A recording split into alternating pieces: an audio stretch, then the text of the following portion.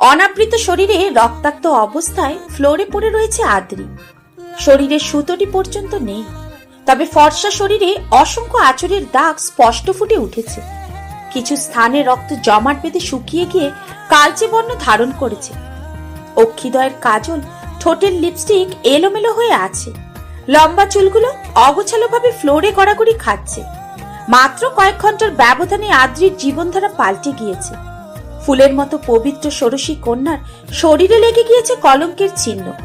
তবে এই কালিমা লেপন করা ব্যক্তিটি আর কেউ নয়, আদ্রির নিজেরই বিয়ে করা বর।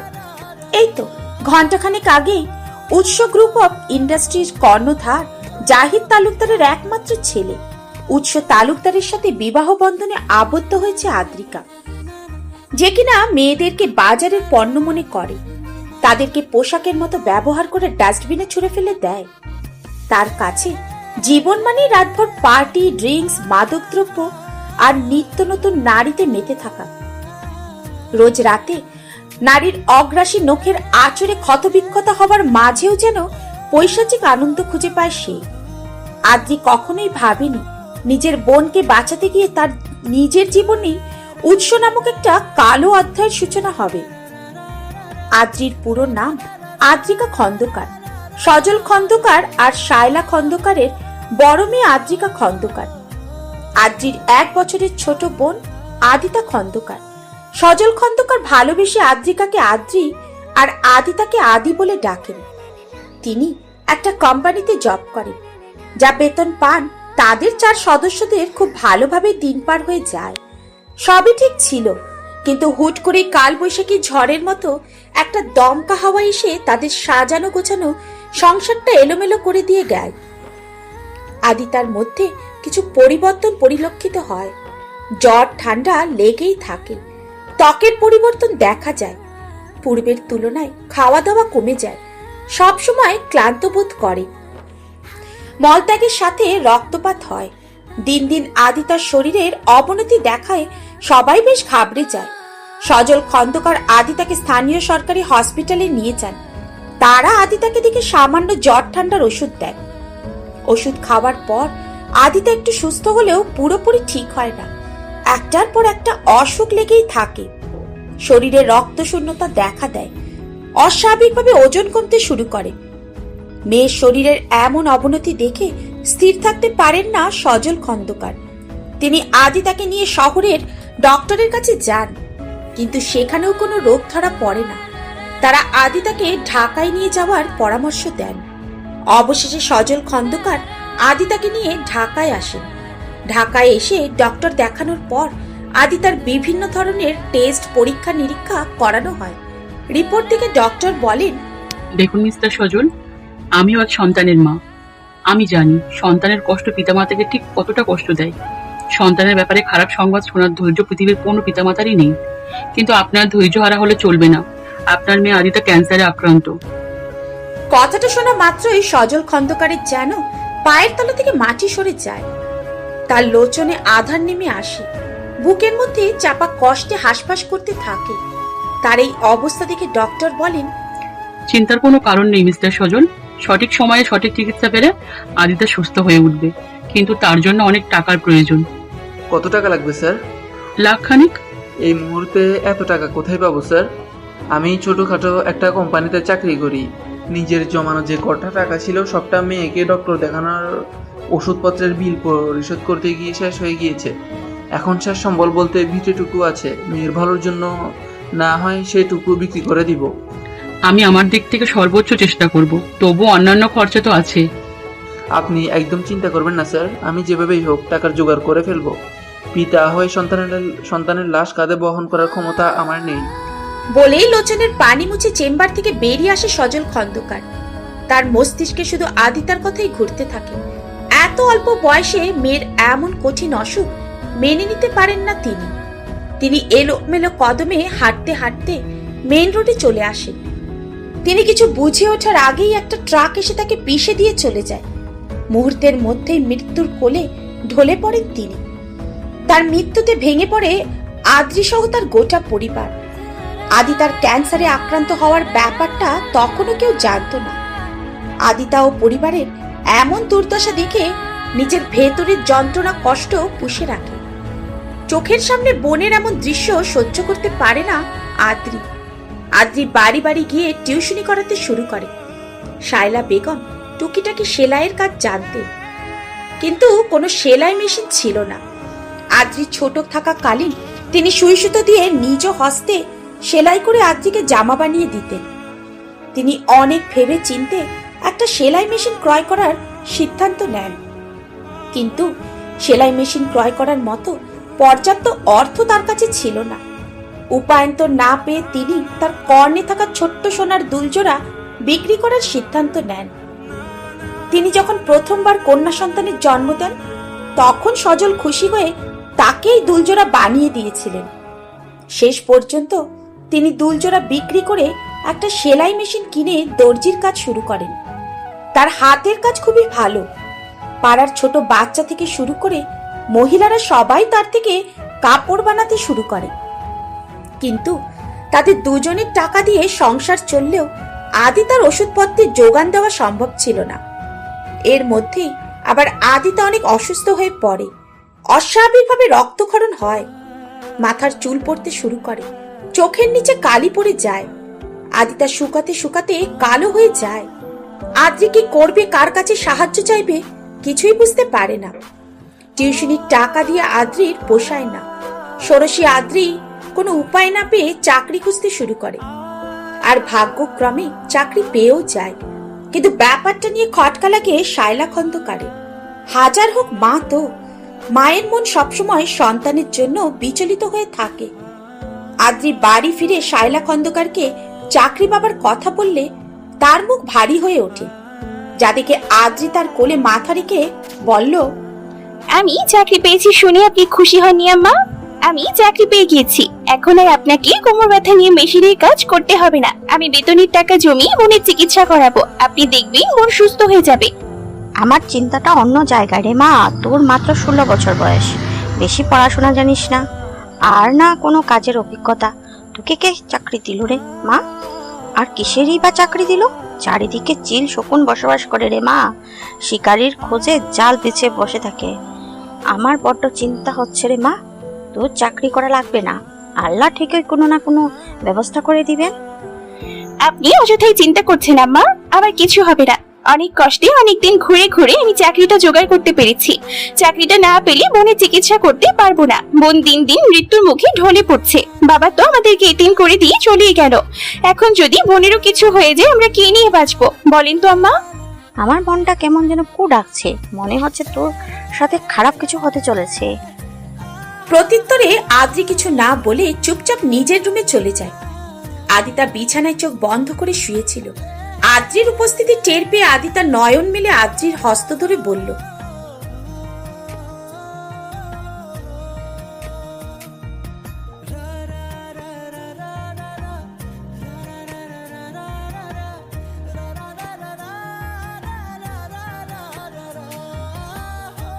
কথাটা শোনা মাত্রই আদ্রি আদিতাকে বক্ষ পিঞ্জরে আবদ্ধ করে কপালে চুমু দিয়ে বলল, এসব অলক্ষণী কথা মুখেও আনবি না আদি, তোর কিছু হবে না। তুই আবারও সুস্থ স্বাভাবিক জীবন ফিরে পাবি আদি।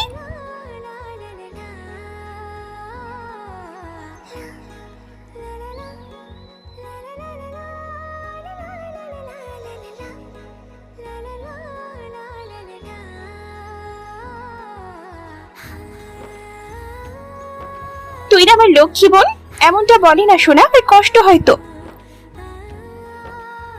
এই তো লক্ষ্মী বোন আমার। বলেই আদ্রি আদির কপালে চুমু দিয়ে মনে মনে বলল, তোর কিছু হবে না বোন, আমি হতে দিব না। আমি তোর চিকিৎসা করাবো, প্রয়োজনে আমি আমার একটা কিডনি বিক্রি করে দিব, তবুও টাকার অভাবে তোকে মরতে দিব না, কিছুতেই না। ফজরের আজানের মিষ্টি ধ্বনি কর্ণকুহরে প্রবেশ করতেই তন্দ্রা কেটে যায় আদ্রি। আদ্রি তড়িঘড়ি করে উঠতে গিয়ে বুঝতে পারে একটা কোমল হস্ত তাকে আটকে রেখে দিয়েছে।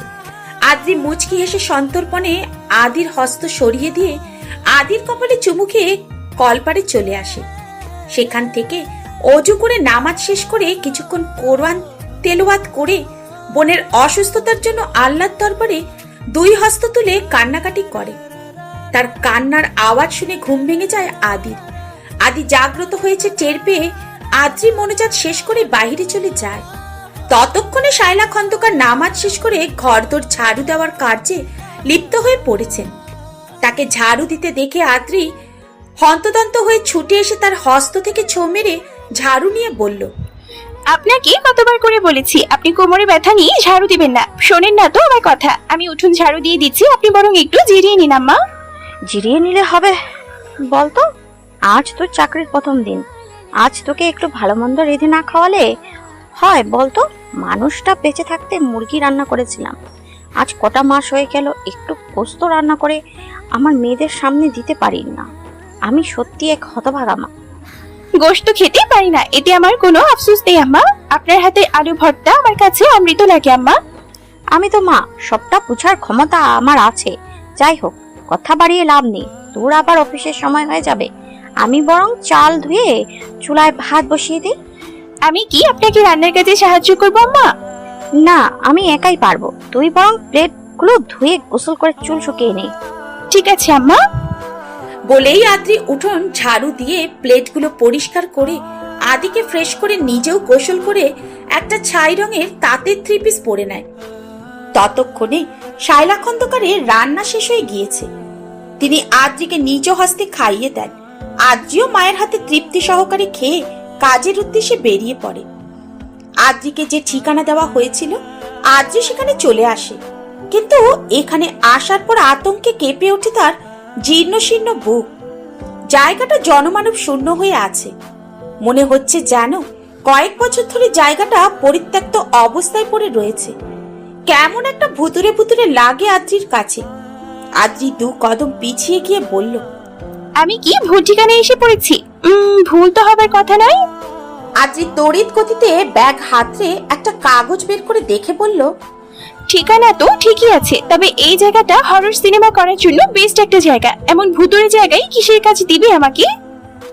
তৎক্ষণাৎ আদ্রি তার মায়ের বলা কথাটা মনে পড়ে গেল। আদ্রির মনে এক অজানা শঙ্কা ঢুকে গেল। মুহূর্তের মধ্যে কেঁপে উঠল বক্ষস্থল। আদ্রি চলে আসার জন্য পদযুগল বাড়াতেই একটা মাস্ক পরা লোক এসে আদ্রির সামনে দাঁড়িয়ে বলল, আপনি অদ্রিকা খন্দকার? জি। ভেতরে চলুন।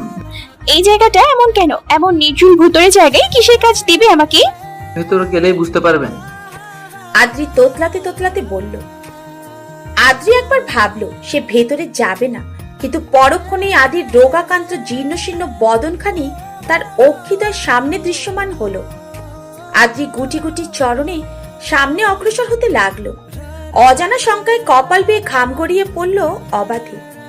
আদ্রি সন্তর্পণে তার গাত্রে পরিহিত ওড়না দিয়ে কপালে ঘাম মুছে কম্পিত বুকে ভেতরে প্রবেশ করে। ভেতরে প্রবেশ করেই আদ্রির চক্ষু চড়ক গাছ হয়ে যায়। বাড়িটা বাইরে থেকে পরিত্যক্ত মনে হলেও ভেতরে যেন কোনো রাজপ্রাসাদ।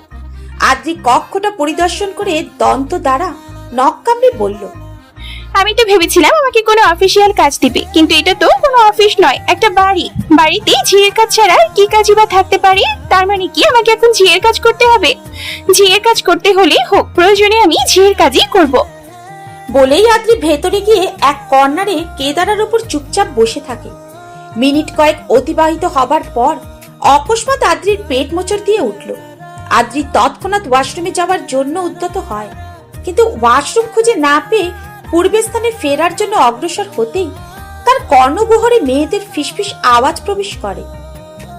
আদ্রি কয়েক কদম সামনে এগিয়ে জানালা একটু ফাঁক করে দেখে রুমের ভেতরে তার বয়সী মেয়ে থেকে শুরু করে বিভিন্ন বয়সের মহিলা রয়েছে।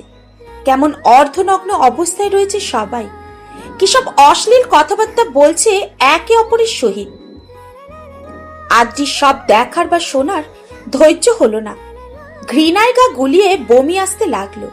সে কাল বিলম্ব না করে দ্রুত কদম ফেলে সামনে আগাতেই অন্য রুম থেকে গোঙানির আওয়াজ শুনতে পায়। আদ্রি কৌতূহল বশত তার কাটা দিয়ে তৈরি করা জানালার ফাঁকে অক্ষিদয় রাখতেই দেখে নরপশুরা আদিম খেলায় মেতে উঠেছে। তার বয়সী একটি মেয়েকে খুবলে খুবলে খাচ্ছে। এটা দেখা মাত্রই আদ্রির হাত পা ক্রমশ অবশ হয়ে আসে। নিঃশ্বাস নিতে কষ্ট হয়। শরীরে বিন্দুমাত্র শক্তিটুকুও নেই। ক্ষণে ক্ষণে গায়ে কাটা দিয়ে লোমকূপ দাঁড়িয়ে যায়। আদ্রি বুঝতে পারে সে বড়সড় চক্রান্তে ফেসে গেছে। চাকরি দেওয়ার নাম করে তাকে অন্ধকার নগরীতে নিয়ে আসা হয়েছে। আদ্রি কি করে এই নিষিদ্ধ পল্লী থেকে বের হবে বুঝতে না পেরে অঝরে অশ্রু বিসর্জন দিতে লাগলো। তাকে কান্না করতে দেখে একজন মধ্যবয়স্ক মহিলা পান চিবোতে চিবোতে এসে বলল, এই কাজে নতুন নাকি পূর্ব অভিজ্ঞতা আছে? আদ্রি ওড়না দিয়ে চোখ মুছে নিয়ে তোতলাতে তোতলাতে বলল, জি জি জি। নতুন হইলেও সমস্যা নেই, আস্তে আস্তে সব শিখে যাবে। এখন চলো, তৈরি হতে হবে, খদ্দের আসার সময় হয়ে গেছে। কথাটা শোনা মাত্রই আদ্রি ডুক রেখে দিয়ে ওঠে। আদ্রি এদিক ওদিক তাকিয়ে মহিলার পদযুগল জড়িয়ে ধরে বলল, বিশ্বাস করুন আমি খারাপ মেয়ে না। আমাকে চাকরি দেওয়ার কথা বলে এখানে নিয়ে আসা হয়েছে। আমাকে দয়া করে এখান থেকে যেতে দিন। আমার বাবা বেঁচে নেই, ঘরে অসুস্থ বোন রয়েছে। আমার আম্মা যদি এসব কথা জানতে পারে সে মরে যাবে। একটু দয়া করুন প্লিজ। আদ্রির কথায় মন গলে না মহিলাটাই। তিনি আদ্রির চুলের মুঠি ধরে বলল, এসব নেকা কান্না করে কোনো লাভ নেই সিরি। এখানে চামড়ার দাম দেয়া হয়, কারো চোখের পানির দাম না। চল, তোর সুন্দর করে সাজগোজ করতে হবে। খদ্দেরের মত যত মনোরঞ্জন করতে পারবি তত বেশি টাকা পাবি। বলেই আদ্রিকে টানতে টানতে অন্য কক্ষে নিয়ে গিয়ে আদ্রির গাত্র থেকে ওড়না ছুঁড়ে নিচে ফেলে দেয়। আমার এত বড় সর্বনাশ করবেন না খালা। আমি খারাপ মেয়ে না। এখান থেকে যেতে না পারলে আমার মৃত্যু ছাড়া কোনো গতি থাকবে না। বলেই আদ্রি অঝরে কান্না করতে লাগলো। নিজেকে রক্ষা করার সব চেষ্টায় ব্যর্থ হয়েছে তার। অকস্মাৎ আদ্রিকে অবাক করে দিয়ে মহিলাটি বলল, এই ইট দিয়ে আমার মাথায় আঘাত করে তুই পালিয়ে যা, না হলে তোর নামের আগে শব্দটা যুক্ত হয়ে যাবে। তার কথা শুনে আদ্রির যেন কলিজায় পানি আসলো। আদ্রি লোচনের পানি মুছে বলল, কিন্তু আপনি তো একটু আগে। আমি তোর সাথে খারাপ ব্যবহার করেছি, তাই তো তোর পেছনে আমার কর্তামা দাঁড়িয়েছিল। তখন তোর সাথে খারাপ ব্যবহার না করলে তোরে আমি বাঁচাতে পারতাম না। জানিস, আমারও তোর মতো একটা মেয়ে ছিল, একটা সংসার ছিল। অল্প বয়সে বিধবা হয়েছিলাম। তারপর শুরু হয় একা থাকার লড়াই। শ্বশুর বাড়ি থেকে আমাকে তাড়িয়ে দেয়।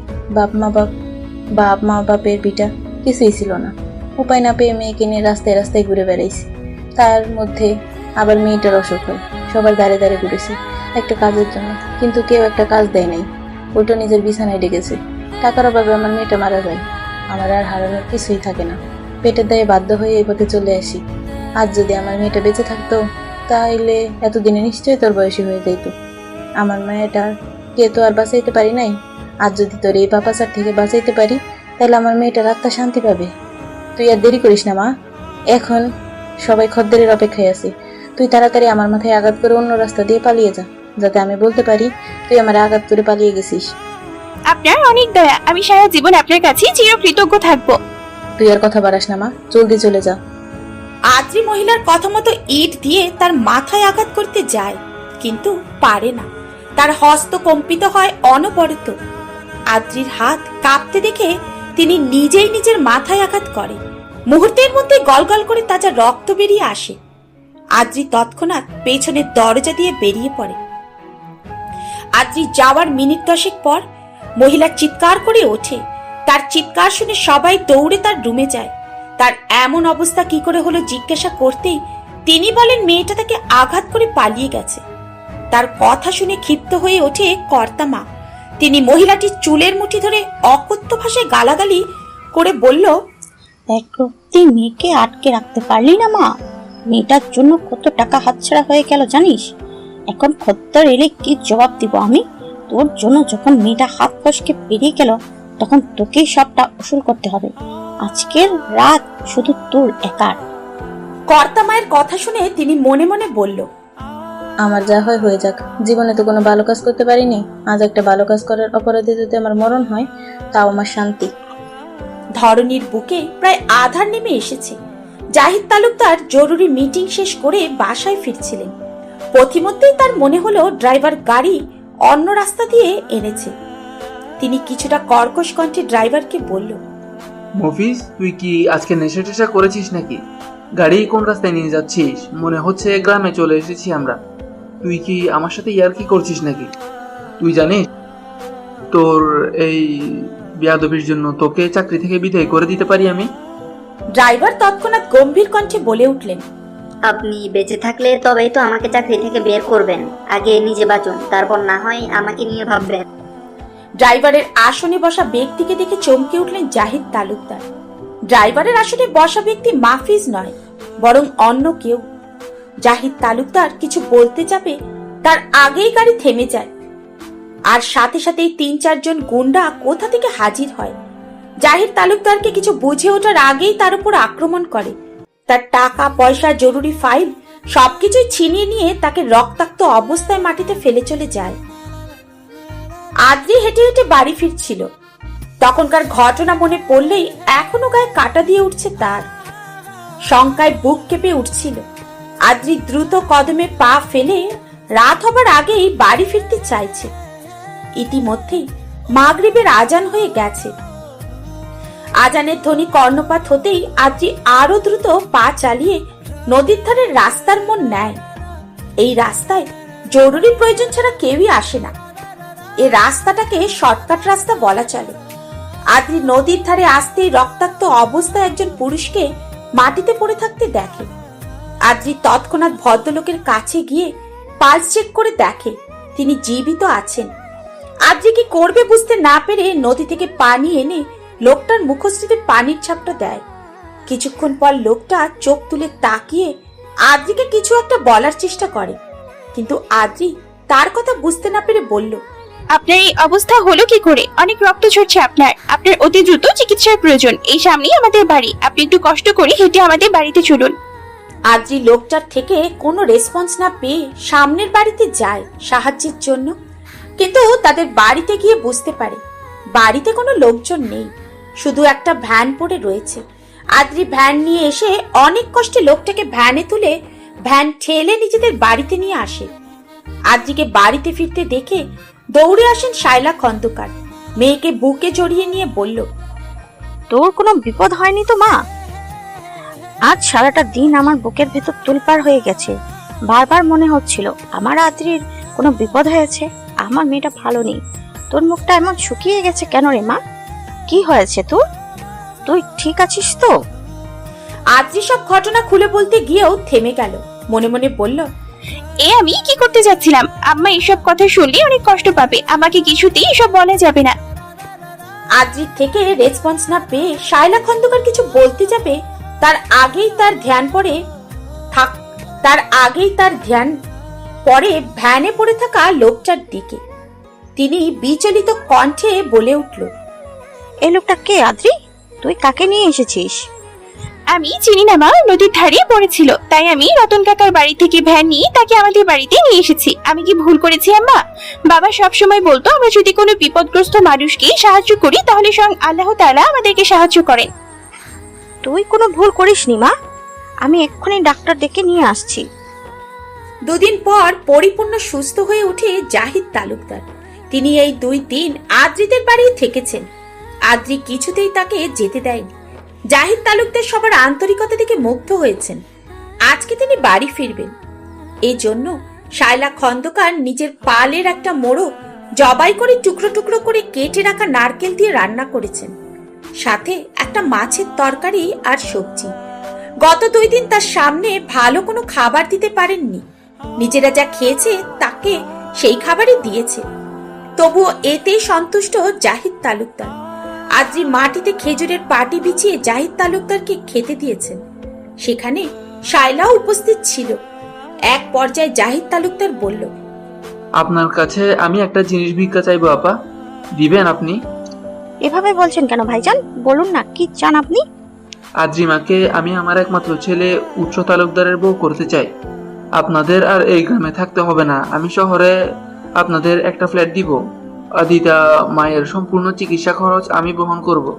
প্রয়োজনে দেশের বাইরে গিয়ে আদিতার চিকিৎসা করাবো। আজ থেকে আদিতার ভালো থাকার সম্পূর্ণ দায়িত্ব আমার। আমি কথা দিচ্ছি আদিতা মা একদম সুস্থ হয়ে যাবে। সে সুন্দর স্বাভাবিক একটা জীবন পাবে। কিন্তু এর বিনিময়ে আমার অদ্রিমাকে চাই, ভিক্ষা চাইছি বলতে পারেন। বিয়ে কোনো ছেলে খেলা না ভাইজান। বিয়ে একটা পবিত্র বন্ধন, জীবনের একটা অবিচ্ছেদ্য অংশ। দুটো মানুষের সারা জীবনের ব্যাপার। আমার মেয়েটা ছোট, মানুষটা মারা যাওয়ার পর আমার মেয়েটার উপর দিয়ে অনেক ঝড় বয়ে যাচ্ছে। 3.5 হাত শরীরে 30 হাত লম্বা কষ্টের বোঝা বইতে বইতে ক্লান্ত হয়ে পড়েছে। আমি এই মুহূর্তে আমার মেয়েটাকে বিয়ে দিতে দিয়ে আরেক ঝড়ের কপালে ফেলে দিতে পারি না ভাইজান। আপনি আমাকে ক্ষমা করবেন, আমি আপনার অনুরোধ রাখতে পারলাম না।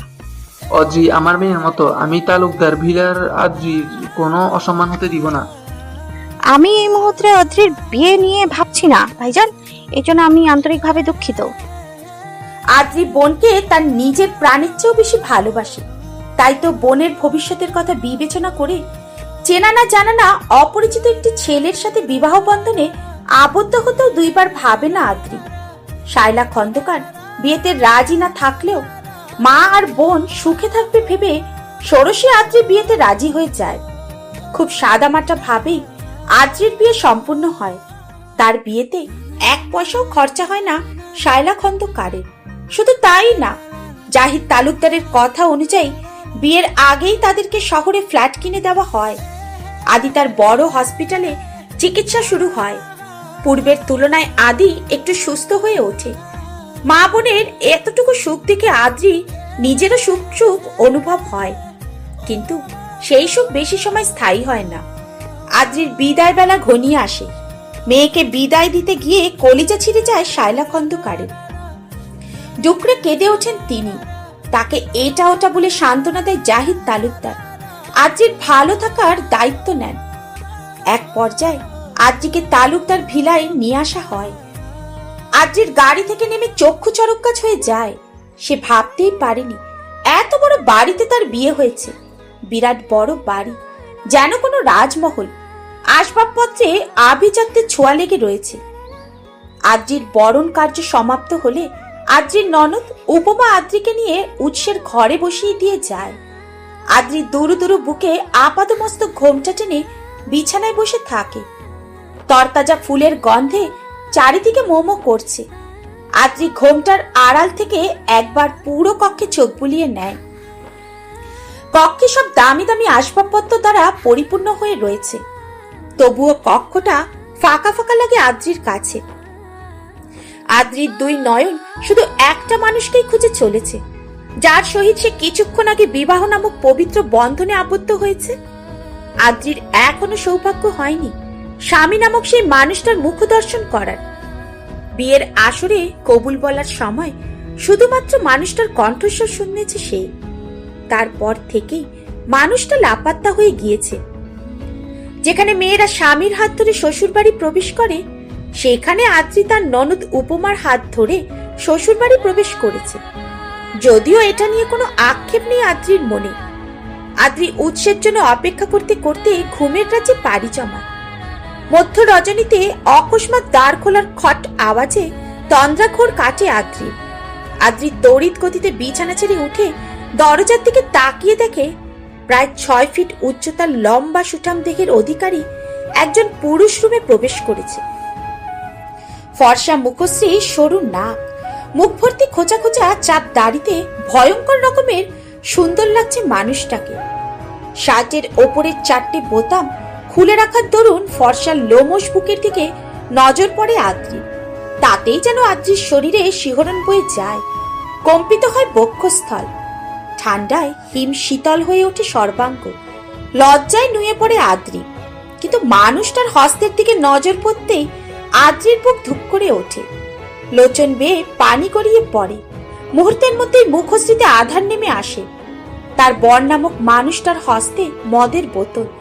বাসর রাতে ঘরে বউ রেখে মধ্য রজনীতে মাতলামি করে উৎসের ঘরে ফেরাটা মেনে নিতে পারে না আদ্রি।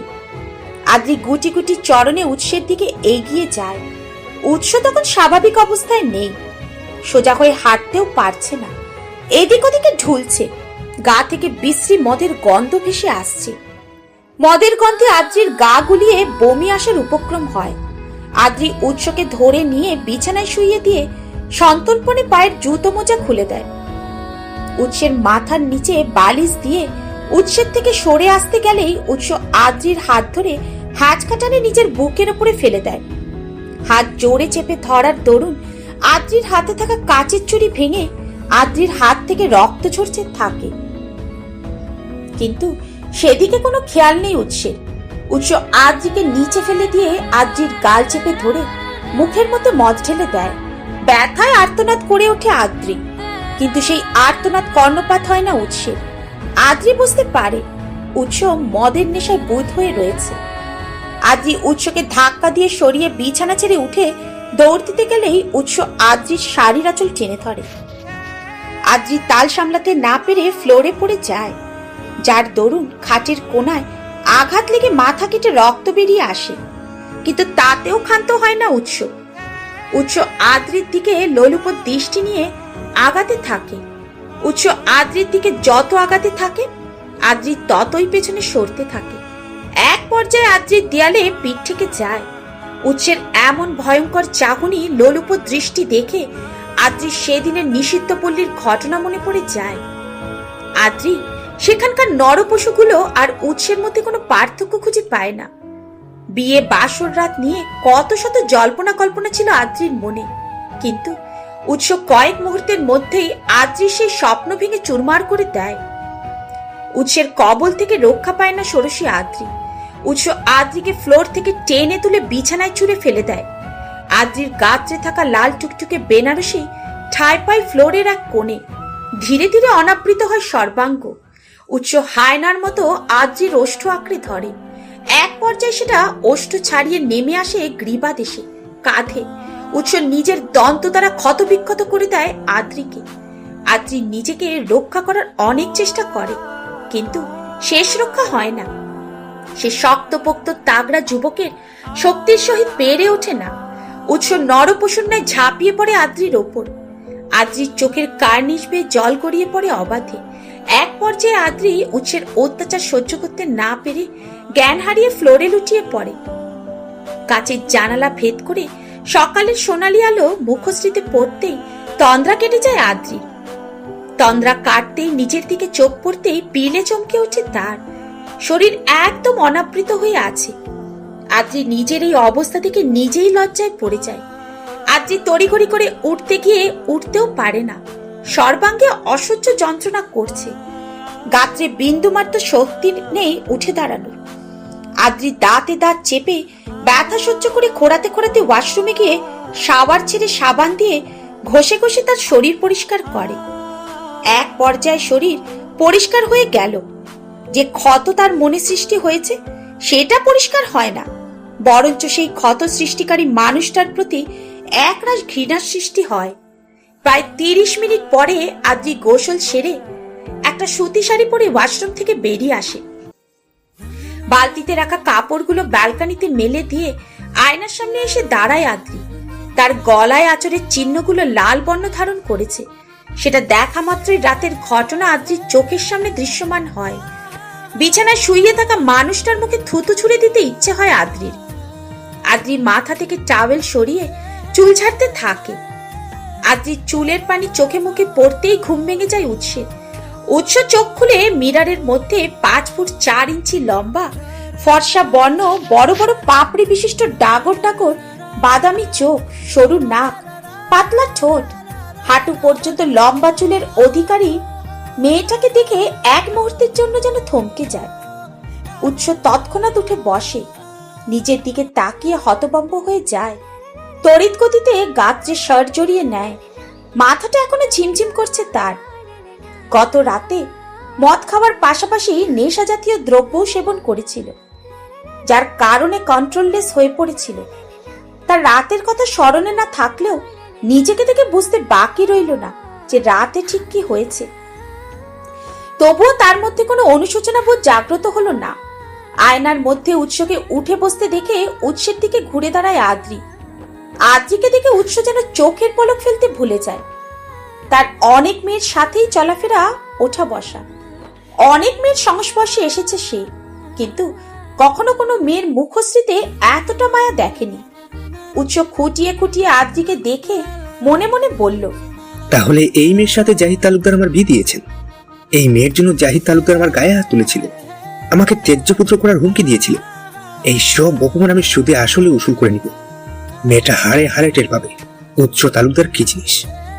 উৎস তড়িৎ গতিতে বিছানা ছেড়ে নেমে আদ্রির দিকে আগাতে থাকে। তার দু নয়ন তখনও আদ্রির দিকে দৃষ্টিবদ্ধ করে রয়েছে। উৎস আদ্রিকে দেখছে, ব্যাপারটা বুঝতে পেরে অস্বস্তিতে পড়ে যায় আদ্রি। তবে আদ্রি উৎসের চোখের দিকে তাকিয়ে অবাক হয়ে যায়। রাতে যে চোখে আদ্রি হিংস্রতা, কামনা, লোলুপ দৃষ্টি দেখেছিল, এখন সেই চোখে রয়েছে এক রাশ মুগ্ধতা। তবুও রাতের ব্যাপারটা আদ্রির মনে দাগ কেটে গিয়েছে। আদ্রি মনে মনে তাচ্ছিল্যের হাসি হেসে বলল, আপনি আমার বিয়ে করা বর, তিন কবুল বলে আমাকে বিয়ে করেছেন আপনি। আমার উপরই সম্পূর্ণ অধিকার ছিল আপনার। আপনি চাইলে আমাকে ভালোবেসে কাছে টেনে নিতে পারতেন, কিন্তু সেটা না করে আপনি পশুর মতো ঝাঁপিয়ে পড়েছেন আমার উপরে। আমি আপনাকে কখনোই ক্ষমা করতে পারবো না, কখনোই না। বলেই আদ্রি ভেজা টাওয়েলটা ব্যালকনিতে মেলে দেয়। আদ্রির এহন কার্যে উৎস বোকা বনে যায়। সে বিড়বিড় করতে করতে টাওয়েল নিয়ে ওয়াশরুমে প্রবেশ করে, আর তখনই দরজায় কড়াঘাত শোনা যায়। আদ্রি দরজা খুলে দেখে মধ্যবয়স্ক একজন মহিলা দাঁড়িয়ে রয়েছে। তার হাতে দামি শাড়ি, দামি গহনা রয়েছে। আদ্রিকে দেখা মাত্রই তিনি বললেন, আমি সালমা তালুকদার, জাহিদ তালুকদারের স্ত্রী।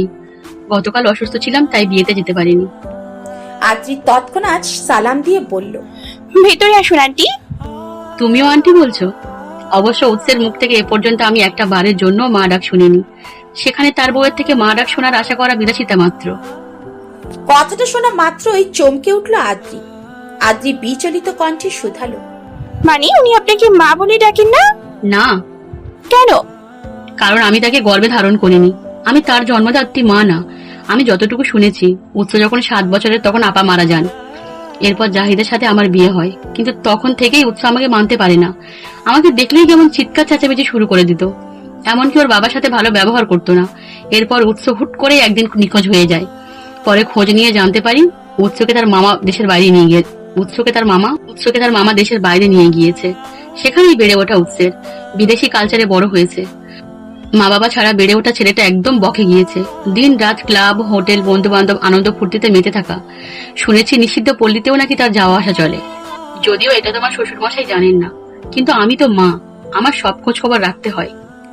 বলেই চোখের পানি মুছে নেন সালমা তালুকদার। সালমা তালুকদারের কথা শুনে আদ্রি যেন পায়ের তলা থেকে মাটি সরে যায়। সে হতভম্ব, বাকরুদ্ধ হয়ে ঠায় দাঁড়িয়ে থাকে। সেটা দেখে সালমা তালুকদার আদ্রির দিকে শাড়ি গহনা এগিয়ে দেয়। আদ্রি হাত বাড়িয়ে সেগুলো নিতে গেলেই আদ্রির দিকে নজর পড়ে তার। আদ্রির হাত কাটা, কপালের দিকটাতেও ফুলে রয়েছে, ঠোঁট কেটে গিয়েছে, গলায় ঘাড়ে ছোপ ছোপ দাগ ফুটে উঠেছে। এসব থেকে সালমা তালুকদার আদ্রিকে ঠেলে ভেতরে প্রবেশ করলেন। উৎস সবে মাত্রই সাবান নিয়ে বের হয়েছে। উৎসকে বের হতে দেখেই সালমা তালুকদার বললেন, তুমি কি মানুষ নাকি জানোয়ার? একরত্তি মেয়েটার একই অবস্থা করেছো। It's none of your business Mrs Salma Talukdar. আপনি আমার ব্যাপারে নাক না গোলালেই খুশি হব। তোমাকে যদি আমি আমার পেটে ধরতাম, তাহলে এতক্ষণে তোমার গালে 2-4 থাপ্পড় দিতেও আমার হাত কাঁপতো না। আমার সেই অধিকার নেই বলে তুমি বেঁচে যাচ্ছ। অনেক তো হলো, আর কত? এবার অন্তত একটু ভালো হও, বউ নিয়ে সুখে শান্তিতে সংসার করো। বউ? কিসের বউ? ওসব বউ বাচ্চার সংসার আমার কাম্য নয়। আপনারা যদি ভেবে থাকেন আমাকে জোর করে ধরে বেঁধে ব্ল্যাকমেল করে বিয়ে দিলেই আমি বউয়ের আঁচলের তলায় ঘুরে বেড়াবো, এটা সম্পূর্ণ ভুল। আমি আমার লাইফটাকে আমার মতো করে এনজয় করতে চাই। বলেই উৎস বাইকের চাবি নিয়ে শীষ বাজাতে বাজাতে বেরিয়ে গেল। উৎস বেরিয়ে যেতেই আদ্রি ধপ করে ফ্লোরে বসে পড়ল। তার কানে বারবার উৎসের বলা কথাগুলো বাজছে। বিয়ের পরেই বরের এমন অমানুষের মুখোশ তার সামনে আসবে, এটা ভাবতেও পারছে না আদ্রি। বুকের ভেতর তোলপাড় হয়ে যাচ্ছে। আদ্রি 2 হাঁটুর মধ্যে মাথা গুজে দিয়ে কান্না করতে থাকে। ঠিক তখনই একটা হাত এসে আদ্রির কাঁধ আঁকড়ে ধরে। উৎস বিছানার উপর নিজের ফোন ফেলে গিয়েছিল। ফোন নিতে এসে দেখে আদ্রি ফ্লোরে বসে কান্না করছে। আদ্রির কান্না থেকে একটু খারাপ লাগা কাজ করে উৎসের। উৎস আদ্রির পেছনে দাঁড়িয়ে তার কাঁধে হাত রাখতে গিয়েও হাত গুটিয়ে নেয় বারংবার। এক পর্যায়ে উৎস আদ্রির কাঁধে হাত রাখে। তৎক্ষণাৎ কান্না বন্ধ হয়ে যায় আদ্রির। আদ্রি পেছনে ফিরে উৎসকে দেখা মাত্রই তার হাত এক ঝটকায় সরিয়ে দিয়ে বলল, ছবেন না আমাকে, আপনার স্পর্শ কাটার মতো আমার শরীরে বিচ্ছে। আপনার মতো একটা চরিত্রহীন লম্পট লোক আমার স্বামী ভাবতেই ঘৃণায় গা গলিয়ে বমি আসছে আমার। ইচ্ছে করছে নিজের হাতে নিজের মৃত্যুদণ্ড দেই। আমি কিছুতেই আপনার মতো খারাপ মানুষের সাথে একই ছাদের তলায় থাকবো না, চলে যাব আমি। আদ্রির কথা কর্ণকুহরে প্রবেশ করতেই উৎসের হাত মুষ্টিবদ্ধ হয়ে আসে। তার ভেতরে লুকিয়ে থাকা অমানুষ সত্তা জাগ্রত হয়ে ওঠে। উৎস কাল বিলম্ব না করে আদ্রির গাল চেপে ধরে, যার দরুন ব্যথায় কুকিয়ে ওঠে আদ্রি। অক্ষিদয় বেয়ে পানি গড়িয়ে পড়ে। আদ্রি দুই হাতে উৎসের হাত ছাড়ানোর চেষ্টা চালিয়ে ভেজা কণ্ঠে বলল, ছাড়ুন আমার। লাগুক, লাগার জন্যই তো ধরেছি। নিজেকে কি মনে করো তুমি? হ্যাঁ, তুমি বিশ্ব সুন্দরী। প্রথম দেখাতে যে আমি তোমার প্রেমে হাবুডুবু খাচ্ছি, আমাকে উচ্চ তালুকদারকে ভয় দেখাচ্ছ তুমি, ছেড়ে যাওয়ার ভয়। You know what? টাকা থাকলে নারীর অভাব হয় না। উচ্চ তালুকদারেরও নারীর অভাব নেই। তার টাকা আর হটনেস দেখে এমনিতেই হাই কোয়ালিটির মেয়েদের লাইন লেগে যায়।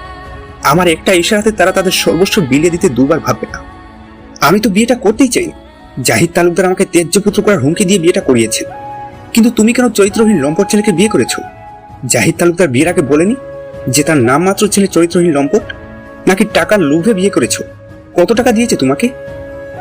আদ্রি কিছু বলতে যাবে তার আগেই সালমা তালুকদার আদ্রির কক্ষে প্রবেশ করে। তাকে দেখেই উৎস ফোন নিয়ে বেরিয়ে যায়। সালমা তালুকদারকে দেখা মাত্রই আদ্রি তাকে জড়িয়ে ধরে হাউমাউ করে কাঁদতে কাঁদতে বলল, বাবা জেনে শুনে আমার সাথে এমনটা কেন করলো মা? আমরা গরিব বলে আমাদের সাথে এমন বিশ্বাসঘাতকতা করতে পারলো। আর যদি তার নিজের মেয়ের সাথে এমন একটা চরিত্রহীন লম্পট ছেলের বিয়ে হতো, সে কি মেনে নিতে পারতো সেটা? জীবন সঙ্গী আর যাই হোক, চরিত্র লম্পট না হোক, এটা কোনো মেয়ে চায় না। সেখানে বাবা জেনে শুনে আমাকে একটা চরিত্রহীন লম্পট ছেলের হাতে তুলে দিয়েছে। তার প্রাণ বাঁচানোর প্রতিদান স্বরূপ এই পুরস্কার দিল আমাকে। বাবা যখন আমাদের বাড়িতে বিয়ের প্রস্তাব দেয়, তখন একবারও তার ছেলে এমন কুকীর্তির কথা বলেনি। আমিও বোন চিকিৎসা পাবে, মা ভালো থাকবে ভেবে বিয়েতে রাজি হয়ে যাই। এখন আমার মা বোন যদি জানতে পারি তাদের জন্য আমার জীবনে কালো অধ্যায়ের সূচনা হয়েছে, তাহলে তারা কখনোই নিজেদেরকে ক্ষমা করতে পারবে না। যা হবার হয়েছে মা, এখন চাইলেও আর কিছু করার নেই। আমি একজন মা হয়ে তোমাকে বলবো, একটু মানিয়ে নাও। মেয়েরা চাইলে অনেক কিছু করতে পারে। তুমি তোমার ভালোবাসা দিয়ে তোমার স্বামীকে খারাপ রাস্তা থেকে ফিরিয়ে নিয়ে এসো মা। আমি মা হয়ে তোমার কাছে হাত জোড় করছি। বলেই তিনি শাড়ির আঁচল দ্বারা চোখ মুছে বেরিয়ে পড়েন। তিনি যেতেই আদ্রির বাটন ফোন বেজে ওঠে। আদ্রি দেখে আননোন নাম্বার থেকে কল এসেছে। আদ্রি রিসিভ করতেই অপর প্রান্ত থেকে পরিচিত কণ্ঠস্বর ভেসে আসে, কেমন আছিস মা? শ্বশুর বাড়ি গিয়ে আম্মার কথা ভুলে গিয়েছিস? শায়লা খন্দকারের কণ্ঠস্বর শুনে আদ্রির গলা ভিজে আসে। আদ্রি অনেক কষ্টে কান্না আটকে বলল, আমি অনেক অনেক ভালো আছি আম্মা। আপনি কেমন আছেন? বোন কেমন আছে? আমিও ভালো আছি। আদিও আগের থেকে অনেক ভালো আছে, অনেকটা সুস্থ লাগছে আদিকে। মেয়েটাকে কতদিন পর হাসতে দেখছি। কিন্তু আম্মা, আপনি কার ফোন থেকে কথা বলছেন? তোর শ্বশুর একটা বড় ফোন কিনে দিয়েছে, একটা সিমও দিয়েছে। তোর শ্বশুর অনেক বড় মনের মানুষ রে মা। আমাদের জীবনধারা পাল্টে দিয়েছে তোর শ্বশুর। আমরা খুব ভালো আছি মা। আদ্রি ভেবেছিল শায়লা খন্দকারের কথা সমস্ত খুলে বলবে, কিন্তু তাদের ভালো থাকার কথা শুনে আদ্রি নিজের দুঃখের কথা বলতে ভুলে যায়। আদ্রি আরো কিছুক্ষণ শায়লা খন্দকারের সাথে ফোনে কথা বলে নিচে এসে দেখে সবাই যার যার কাজে ব্যস্ত আছে।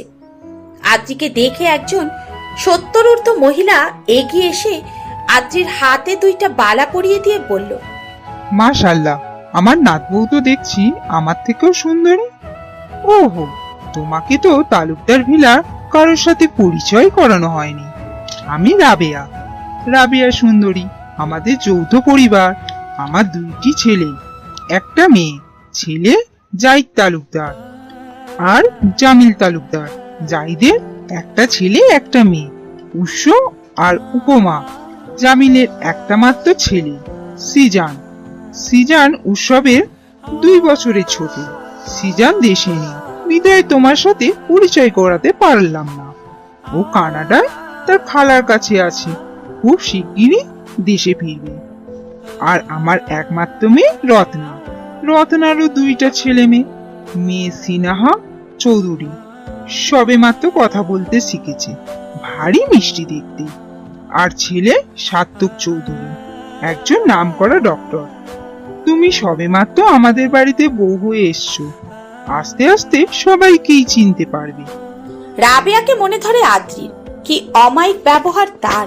শুধু রাবেয়া নন, অন্যান্য সদস্যদেরও ভালো মনে হয় আদ্রি। কিন্তু যে মানুষটার সাথে সারা জীবন কাটাবে, সেই মানুষটাই অমানুষ ভাবতেই অক্ষিদয় ভার হয়ে আসে তার। শুভ্ররাঙা বিছানায় এলোমেলো ভঙ্গিতে শয়নরত অবস্থায় রয়েছে লাস্যময়ী রমণী মধুজা, যে কিনা আগুন সুন্দরী নামে হাজারো হাজারো পুরুষের কাছে পরিচিত। মুখে ভারী মেকআপ, পরনে অর্ধনগ্ন ড্রেস, মুখশ্রীতে নেশাতুর দৃষ্টি, যা মুহূর্তের মধ্যেই ছেলেদের নজর কাড়তে সক্ষম। কিন্তু উৎস 10 মিনিট ধরে তার দিকে তাকিয়ে থেকেও মেয়েটার প্রতি কোনো টান অনুভব করছে না। তার চোখের সামনে আদ্রির চুপসে যাওয়া বদনখানি ভেসে উঠছে বারংবার। সবকিছু কেমন যেন বিষাদ লাগছে তার, ভেতরটা কেমন যেন অস্থির হয়ে উঠেছে। অকস্মাৎ তার এত অস্থিরতা নির্দিষ্ট কোনো কারণ খুঁজে না পেয়ে উৎস নিজের চুল খামচে ধরে। এতেও যেন তার অস্থিরতা কমে না, বরং বেড়ে যায় শত গুণে। সে সন্তর্পণে মধুজার থেকে সরে এসে টেবিলের ওপর থেকে মদের বোতল তুলে মুখের কাছে নিয়ে গিয়েও কি মনে করে ফ্লোরে ছুঁড়ে ফেলে দেয়। What happen baby? এতটা কাছে এসো দূরে সরে গেলে কেন? নিজেকে কেমন পাগল পাগল লাগছে আমার এই মুহূর্তে। আমার তোমাকে চাই। I need you badly. Come on please, enjoy this moment. বলে মধুজা তার গাত্রে পরিধেয় বস্ত্র কাঁধ থেকে নামিয়ে দিল। উৎস সেদিকে তাকিয়ে তৎক্ষণাৎ দৃষ্টি নামিয়ে নিল। সবকিছুতে বিরক্ত লাগছে তার, এমনকি মধুজাকেও সহ্য হচ্ছে না। অথচ মধুজার সাথে বারংবার কোয়ালিটি টাইম স্পেন্ড করেছে সে, কিন্তু এখন তাকে গায়ে পড়া মেয়ে মনে হচ্ছে। উৎস মধুজার ডাকে সাড়া না দেওয়ায় চটে যায় সে। মধুজা তড়িৎ গতিতে বিছানা ছেড়ে নেমে উৎসের কলার চেপে ধরে বলল, কি হয়েছে তোমার? বলো তো ডার্লিং, তুমি তো এইরকম ছিলে না। আজকে তোমার জন্য কত সুন্দর করে সেজেছি, অথচ তুমি আমার দিকে তাকাচ্ছই না। হুট করে তোমার এত পরিবর্তন মানতে পারছি না আমি। মধুজার কথায় উৎস বিরক্ত হয়ে তার থেকে কলার ছাড়িয়ে নিয়ে বলল, উৎস তালুকদার কাউকে কৈফিয়ত দেয় না, তার যেটা ভালো মনে হয় সেটাই করে। তুই আমার বেড পার্টনার, লাইফ পার্টনার না।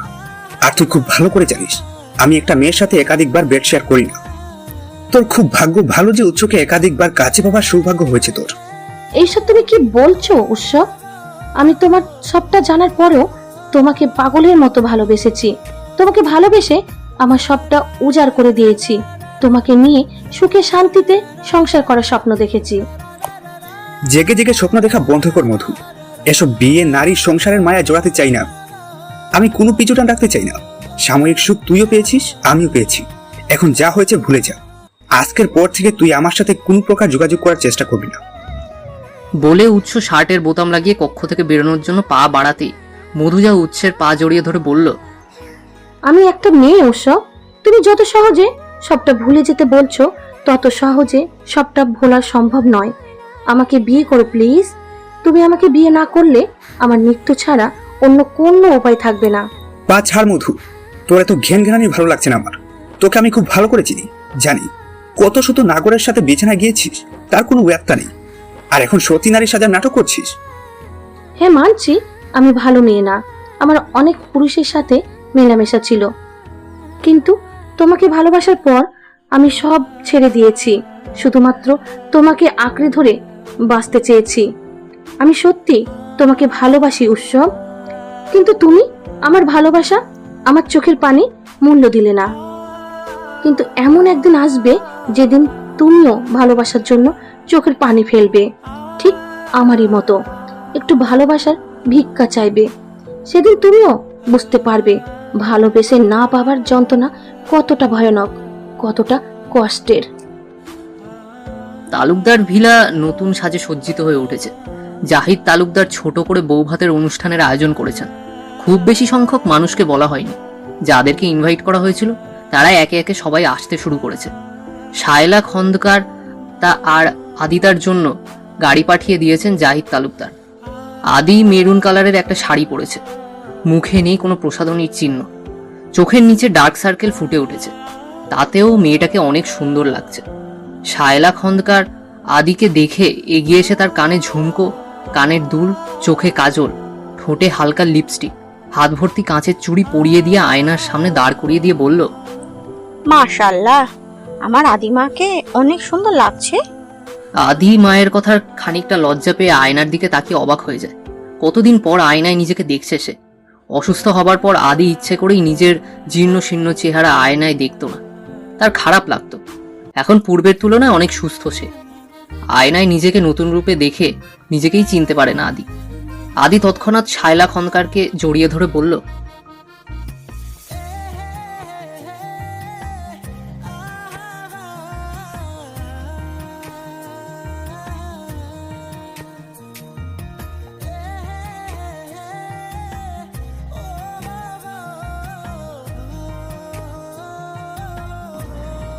আদির কথায় কলিজা ছ্যাদ করে উঠল শায়লা খন্দকারের। সকালে আদ্রির কণ্ঠস্বর শুনে তার কেন জানি মনে হয়েছিল আদ্রির কিছু একটা হয়েছে, আদ্রি ভালো নেই। তারপর থেকেই ভেতরে ভেতরে কেমন যেন যন্ত্রণা হচ্ছে।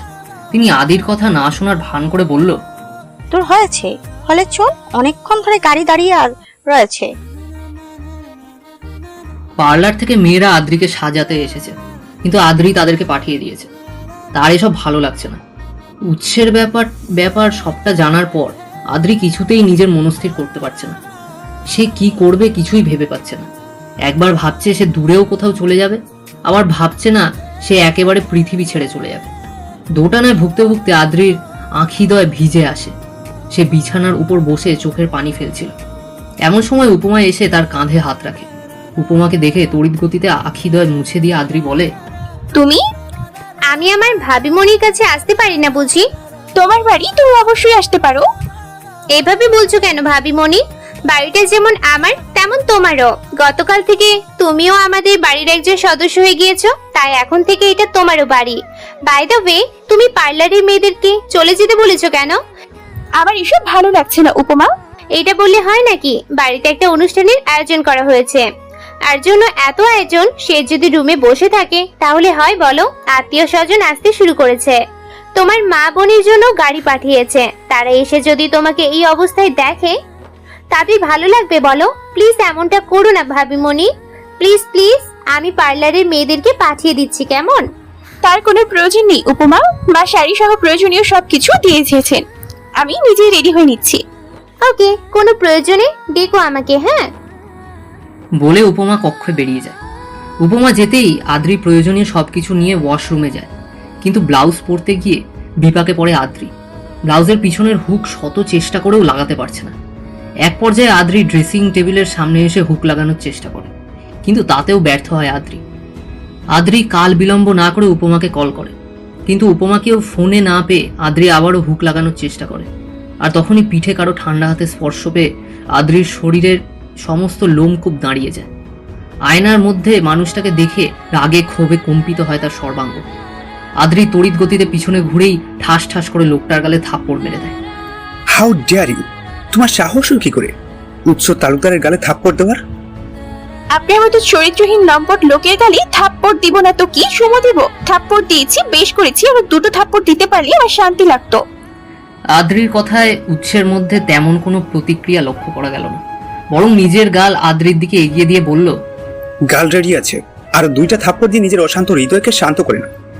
উৎসের কথা কর্ণকুহরে প্রবেশ করতেই আদ্রি ফ্যাল নয়নে উৎসের দিকে তাকিয়ে রইল। আদ্রি ভেবেছিল তাকে থাপ্পড় দেওয়ার জন্য উৎস হয়তো তাকে কঠিন থেকে কঠিনতর শাস্তি দেবে, কিন্তু উৎস তাকে অবাক করে দিয়ে যেচে নিজের গাল এগিয়ে দিয়েছে থাপ্পড় খাওয়ার জন্য। ব্যাপারটা হজম করতে পারছে না আদ্রি। আদ্রিকে ফ্যাল নয়নে তাকিয়ে থাকতে দেখে উৎস আদ্রির সামনে তুড়ি বাজিয়ে বলল, কি হলো ম্যাডাম? থাপ্পড় দিন। আমার দুগাল আপনার থাপ্পড় খাওয়ার জন্য অধীর আগ্রহে অপেক্ষা করছে। হুট করে এত পরিবর্তন, নাকি নিজের পৌরসত্ব চিত্ত জেগে উঠেছে? ভালো মন্দ দুটো কথা শুনিয়ে বিছানায় নিতে চাইছেন? যেটা মনে করো সেটাই। গা থেকে স্পষ্ট মেরি পারফিউমে ঘ্রাণ এসে নাকে বাড়ি খাচ্ছে। এর থেকে এটাই বোঝা যাচ্ছে যে এতক্ষণ নারীতেই মগ্ন ছিলেন আপনি। হ্যাঁ ছিলাম। তাতেও ক্ষুধা মেটেনি আপনার? উৎস প্রতি উত্তরে কিছু না বলে আদ্রিকে ঘুরিয়ে সন্তর্পণে ব্লাউজের হুক লাগিয়ে দেয়। আদ্রি পিছনে ঘুরে কিছু বলতে গেলেই উৎস আদ্রির ঠোঁটের ওপর নিজের তর্জনী আঙুল ঠেকিয়ে বলল, নো মোর ওয়ার্ডস, যা হচ্ছে হতে দাও। বলে উৎস দরজা লাগিয়ে দিয়ে বিছানার ওপর থেকে আদ্রির শাড়ি নিয়ে সুন্দর করে আদ্রিকে শাড়ি পরিয়ে দেয়। উৎসের স্পর্শে ক্ষণে ক্ষণে কম্পিত হয় আদ্রি নিজের শাড়ি আঁকড়ে ধরে। শাড়ি পরানো শেষ হলে উৎস আদ্রিকে ড্রেসিং টেবিলের সামনে একটা টুলের ওপর বসিয়ে দিয়ে কানে দুল, গলায় মোটা হার, হাতে বালা পরিয়ে সুন্দর করে সাজিয়ে দিয়ে বলল, দেখো কেমন লাগছে। বাহ, আমি তো ভেবেছিলাম আপনি শুধুমাত্র নারীদের শাড়ি খুলতেই জানেন, এখন তো দেখি শাড়ি খোলার পাশাপাশি শাড়ি পরাতেও জানেন। এত তেরা কথা বলছো কেন? একটু ভালো করেও তো বলতে পারো।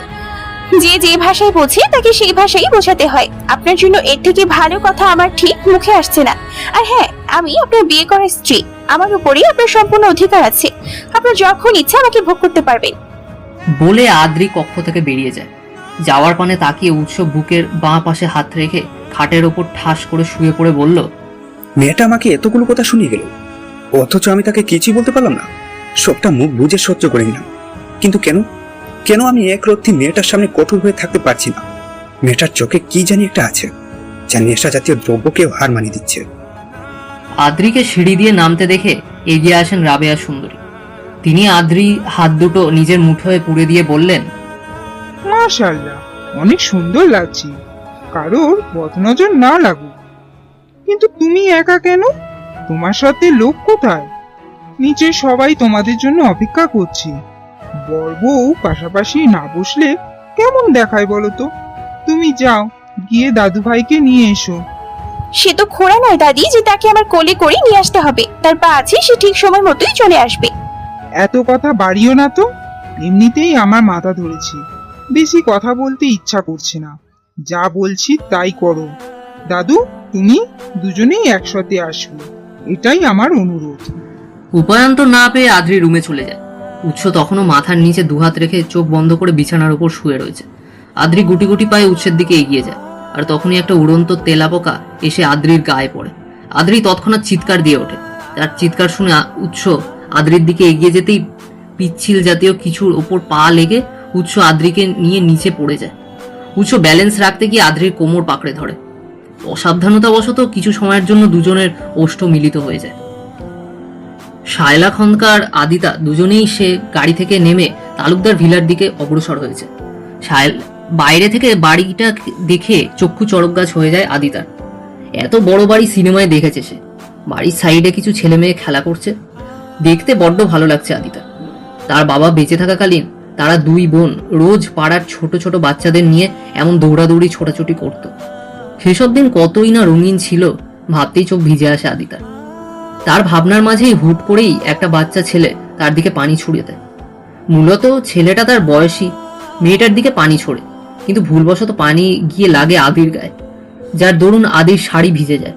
আদি ভেতরে গিয়ে সালমা তালুকদারকে বলতেই তিনি উপমার কাপড় দিয়ে আদিকে রুম দেখিয়ে দিয়ে চেঞ্জ করে নিতে বলে। আদি তড়িঘড়ি করে সালমা তালুকদারের দেখানো রুমে না ঢুকে পাশের রুমে ঢুকে দরজা বন্ধ করে দিয়ে শাড়ির আঁচল নিচে ফেলে দেয়। আর তখনই ওয়াশরুম থেকে সদ্য শাওয়ার নিয়ে কোমরে সাদা টাওয়াল জড়ানো সুদর্শন পুরুষ বেরিয়ে আসে। তাকে দেখা মাত্রই আদি চিৎকার করতে যাবে, তার আগেই লোকটা দৌড়ে এসে আদির মুখ চেপে ধরে।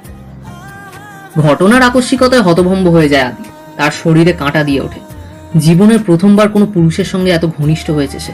সদ্য শাওয়ার নেওয়ার দরুন লোকটার গাত্র থেকে সাবান শ্যাম্পুর ঘ্রাণ আসছে। শ্যামবর্ণের শরীরে পানির স্বচ্ছ ফোঁটা মুক্ত দানার মতো চিকচিক করছে। লোকটা আদির দিকে মুগ্ধ দৃষ্টিতে তাকিয়ে রয়েছে। দেখা মাত্রই আদি লোকটার থেকে ছাড়া পাওয়ার জন্য ছটফট করতে লাগলো। লোকটা তৎক্ষণাৎ আদিকে ছেড়ে দিয়ে দু কদম পিছিয়ে গিয়ে বলল,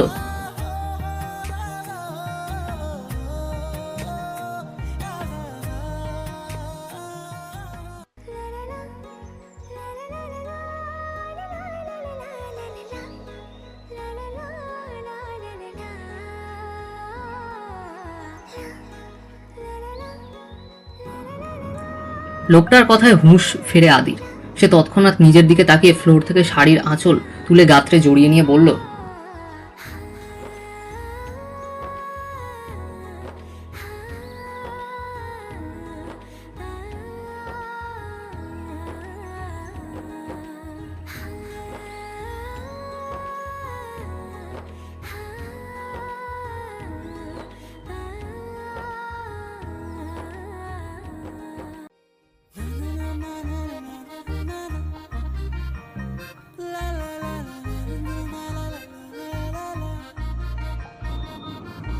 বলে আদি তৎক্ষণাৎ রুম থেকে বেরিয়ে আসে। আদির পানে তাকিয়ে সার্থক বলল, আদি উৎসের দিকে রক্তচক্ষু নিয়ে তাকিয়ে আছে। অনিচ্ছাকৃত হলেও উৎসের ওষ্ঠের সাথে নিজের ওষ্ঠের মিলন মানতে পারছে না আদ্রি। আদ্রি উৎসকে ধাক্কা দিয়ে নিচে ফেলে দিয়ে বলল, আপনি ইচ্ছে করে এমন করছেন তাই না? তুমি তো সবটা নিজের চোখে দেখলে, এরপরও আমার দিকে আঙুল তুলছো কিভাবে? আমি তো তোমাকে হেল্প করতে চেয়েছিলাম। আপনার হেল্পের কোনো প্রয়োজন নেই আমার। নেক্সট টাইম একদম গায়ে পড়তে আসবেন না। বলে রাগে গজগজ করতে করতে আদ্রি বেরিয়ে আসে। আদ্রি দরজার বাইরে এসে দেখে আদি শাড়ি ঠিক করতে করতে তার দিকে এগিয়ে আসছে। আদিকে দেখা মাত্রই আদ্রি দৌড়ে আদিকে জড়িয়ে ধরে চোখে মুখে অজস্র চুমুতে ভরিয়ে দিল। বোন, কেমন আছিস তুই? কখন এসেছিস? আম্মা কোথায়? আর তোর শাড়ি ভেজা ভেজা লাগছে কেন? আদ্রি আদির মাথায় চাটি মেরে বলল, খুব তো পাকা পাকা কথা শিখে গিয়েছিস। তোকে হাসি খুশি দেখে আমার কি যে ভালো লাগছে তোকে বলে বোঝাতে পারবো না। এখন বল তোর এই অবস্থা হলো কি করে?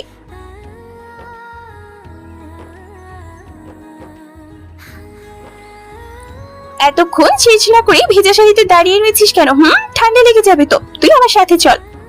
বলতেই উপমা এসে বলল, আমি আদিকে নিয়ে যাচ্ছি ভাবিমণি, তুমি নিচে যাও, নিচে সবাই অপেক্ষা করছে তোমার জন্য।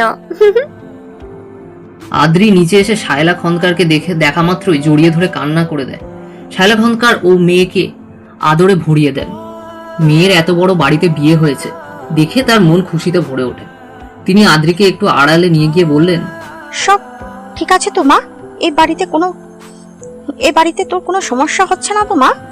কথাটা শুনে আদ্রির চিৎকার দিয়ে বলতে ইচ্ছে হলো, আমি ভালো নেই আম্মা। একটা লম্পট চরিত্রহীন লোকের সাথে আমি কিছুতেই মানিয়ে নিতে পারছি না। আমি মুক্তি চাই। কথাগুলো বলতে গিয়েও বলতে পারলো না আদ্রি। আদ্রির মুখে বিস্তর হাসি ঝুলিয়ে বলল, আমি খুব ভালো আছি আম্মা, আপনার জামাই আমাকে চোখে হারায়। তোর কথা শুনে বুকের উপর থেকে বড় কোনো পাথর সরে গেল রে মা। আমার বারবার যেন জানি সরি তোর কথা শুনে বুকের উপর থেকে বড় কোনো পাথর সরে গেল রে মা। আমার বারবার কেন জানি মনে হচ্ছিল তুই ভালো নেই, কিন্তু তুই আমার ধারণা পাল্টে দিলি। সংসার করতে গেলে একটু নয় ছয় সব পরিবারই হয়ে থাকে। আমি মা হয়ে তোকে বলবো, বিয়েটা যখন হয়েই গেছে একটু মানিয়ে গুছিয়ে নিস মা। কথায় বলে সংসার সুখের হয় রমণীর গুণে। কথাটা ঠিক মা। সংসারে স্বামী যদি আগুন হয় তাহলে স্ত্রীকে পানি হয়ে সেই আগুন নিভিয়ে দিতে হয়। স্বামীকে মন প্রাণ উজাড় করে দিয়ে ভালোবাসতে হয়। পুরুষ মানুষ ভালোবাসা পেলে আর কিছু চায় না। আদ্রি মনে মনে বলল, যে আমার না তাকে আমি কিভাবে ধরে রাখবো আম্মা? উৎস আদ্রি দুজনকে পাশাপাশি চেয়ারে বসানো। একে একে সবাই এসে আদ্রির সাথে কুশলাদি বিনিময় করে আদ্রির হাতে বড় বড় গিফট বক্স ধরিয়ে দিল। ভেতরে ভেতরে আদ্রি রাগের সাপের মতো ফোঁস করলেও সবার সামনে সেটা প্রকাশ করলো না। সবার সাথে হেসে হেসে কথা বলল। অনুষ্ঠানের এক পর্যায়ে ফটোশুট শুরু হলো। ফটোগ্রাফার এসে উৎসকে আদ্রির কোমরে হাত রাখতে বলল। উৎস পড়ে যায় মহাবিপকে। সে গুটি গুটি পায়ে আদ্রির দিকে এগিয়ে গিয়ে আদ্রির কোমর স্পর্শ করলো। উৎসের ঠান্ডা হাতে স্পর্শ পেয়ে আদ্রি শিউরে উঠল। আবেগে আখিদয় বন্ধ হয়ে এলো তার। উৎসের মাঝে যেন নতুন এক উৎসকে খুঁজে পেল আদ্রি। এই উৎসের স্পর্শে নেই কোনো কামুকতা, অশালীনতা। সেকেন্ড কয়েক অতিবাহিত হওয়ার পর আদ্রির চোখ খুলে দেখে উৎস রিসেপশনে আসা অন্য একটা মেয়ের দিকে তাকিয়ে রয়েছে, যেটা দেখে আদ্রি মনে মনে বলল, সবাই কত সহজে বলছি সবটা ঠিক করে নিতে। এসব দেখার পরে আমি কিভাবে সবটা ঠিক করে নিব? আসলে গ্রামের মহিলারা ঠিকই বলে যে কুকুরে গু খায়, সেই কুকুরের সামনে হাজার ভালো মন্দ বিরিয়ানি দিলেও সেগুলো ছেড়ে সে ওই গুই খাবে। তোর বউ তো সেই হট মাল মামা। আহ কি ফিগার, মাথা নষ্ট মামা। এমন অ্যাটম বোমা কোথা থেকে জোগাড় করলি মামা? তোর জন্য কন্যা রাশি রে। লাইফে এমন হট সুন্দরী রমণীর আনাগোনা চলতে থাকলে আর কি লাগে বল? বাই দ্য ওয়ে, বউয়ের সৌন্দর্য কি একাই দেখবি নাকি আমাদেরও দেখার একটু সুযোগ করে দিবি? সুযোগ পেলে আমরাও একটু টেস্ট করে দেখতাম। আফটার অল বন্ধুর বউ বলে কথা, আমাদেরও হক আছে। অনুষ্ঠানে উৎসের কিছু বন্ধু বান্ধব আসে। বৌভাতের অনুষ্ঠানে আদ্রিকে দেখার পর থেকেই তারা নিজেদের মধ্যে নানা ধরনের মন্তব্য করতে থাকে, যেটা নজরে আসে উৎসের। তবুও উৎস কিছু না বলে চুপচাপ ছিল। ভেবেছিল এ ব্যাপারে পরে কথা বলে নেবে। অনুষ্ঠান শেষ হতে অনেক রাত হয়ে যায়। সেই সুযোগ কাজে লাগিয়ে তারা রাতটা উৎসের বাড়িতে থাকার সিদ্ধান্ত নেয়। উৎস তাতে অমত করে না, কিন্তু উৎসের ফ্রেন্ড নাজমুল যখন আদ্রিকে নিয়ে এমন বাজে মন্তব্য করে তখন উৎসের মাথায় যেন আগুন ধরে যায়। কান থেকে গরম ধোঁয়া বেরিয়ে আসতে চায়। উৎস কিছুতেই আদ্রি সম্পর্কে এমন বাজে মন্তব্য শুনতে পারছে না। উৎস দৌড়ে গিয়ে নাজমুলের শার্টের কলার চেপে এলোপাথারি কিল ঘুষি মারতে মারতে বলল, শালা, তোর সাহসও কি করে রে আদ্রি সম্পর্কে এমন বাজে মন্তব্য করার? তোর জিভ টেনে আমি ছিঁড়ে ফেলবো। অবস্থা বেগতিক দেখে উৎসের বাকি ফ্রেন্ডরা উৎসকে নাজমুলের থেকে ছাড়িয়ে নিয়ে যায়। নাজমুলের ঠোঁট কেটে রক্ত বের হচ্ছে। নাজমুল নিজের বৃদ্ধাঙ্গুল দিয়ে ঠোঁটের রক্তটুকু মুছে নিয়ে বলল, নিজের বউয়ের নামে খারাপ কথা শুনে তোর খুব খারাপ লাগছে তাই না? এমন খারাপ আমারও লাগেছিল উৎস, যখন তুই এক রাতের জন্য আমার বউকে চেয়েছিলি। আমার বউ সেটা শুনতে পেয়ে লজ্জায় ঘৃণায় অপমানে সুইসাইড করে। তোর সাথে তো সেই দিন আমার সম্পর্ক শেষ হয়ে গেছে। তোর বউ ভাতে অনুষ্ঠানে আমার আসার কোনো ইচ্ছে ছিল না। ইনফ্যাক্ট তোর মুখ দেখতেও আমার ঘৃণা আসে। আমার তোকে খুন করে ফেলতে ইচ্ছা করে। আমি শুধুমাত্র তোর ভুলটা তোর চোখে আঙুল দিয়ে দেখিয়ে দিতে চেয়েছি। প্রকৃতির বিচার বলে একটা কথা আছে, প্রকৃতি কখনো কারোর দায় রাখে না। পারলে নিজেকে শুধরে নিস, না হলে আমার মীরের সাথে যেটা হয়েছিল সেটা যেন তোর বউয়ের সাথে পুনরাবৃত্তি না হয়, তারও কোনো গ্যারান্টি নেই। বলে উৎসের সব ফ্রেন্ড ছাদ থেকে নেমে যায়। তাদের যাওয়ার পানে তাকে উৎস হাঁটু গেড়ে বসে পড়ে। নিজেকে অপরাধী মনে হয়।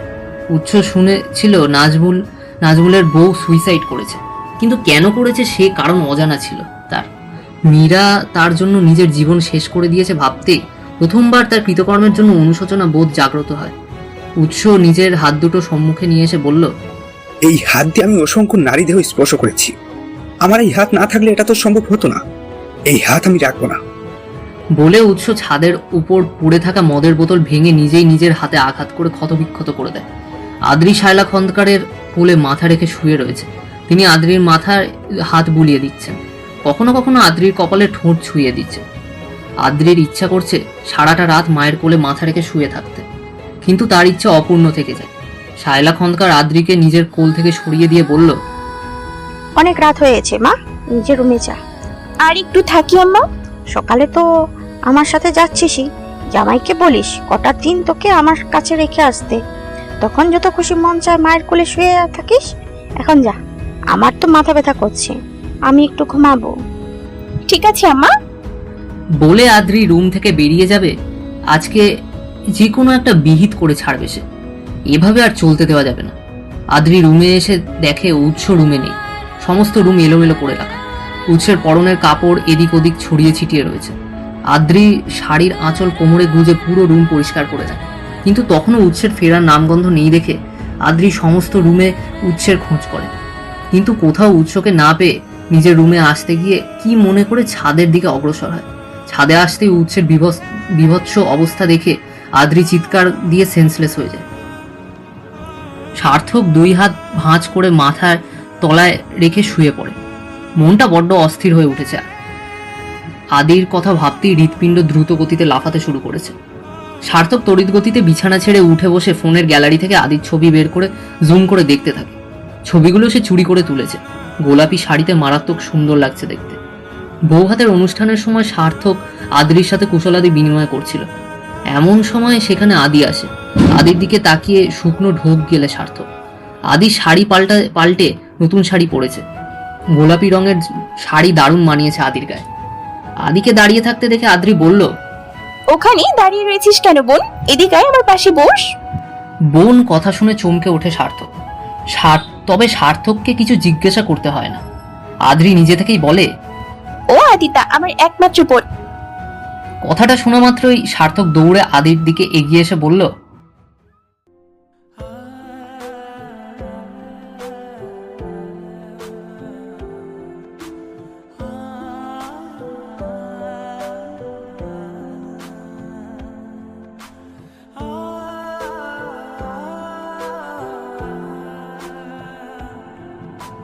প্রত্যুত্তরে আদি কিছু না ভেঙচি কেটে আদ্রির পাশে গিয়ে বসে। এই সুযোগে সার্থক নিজের ফোনে আদির কিছু ছবি তুলে নেয়। সার্থক আদির একটা ছবি জুম করে ঠোঁটে ঠোঁট ছুঁয়ে দিয়ে বলল,